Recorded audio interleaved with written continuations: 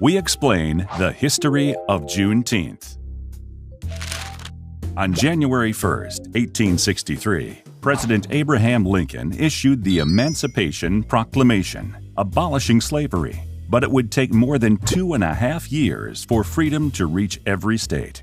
Some say this was because news was slow to spread. Others say that the information was withheld from slaves. And others say that, in some states, there weren't enough Union soldiers to enforce the order. Finally, on June 19, 1865, Major General Gordon Granger arrived in Galveston, Texas, and announced that the Civil War had ended, and the more than 250,000 remaining enslaved people were now free, resulting in massive celebrations.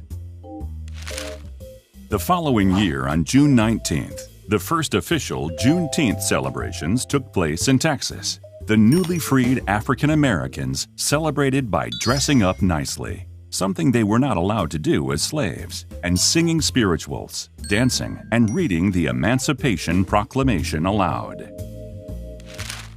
Even though African Americans did not receive the same liberties as others, they and their descendants continued the celebration every year. And as they migrated from Texas to other parts of the country, the Juneteenth tradition spread. Within a few years, it became an annual tradition in many states. Finally, in 1980, Texas declared Juneteenth a state holiday, with 46 more states soon to follow their lead.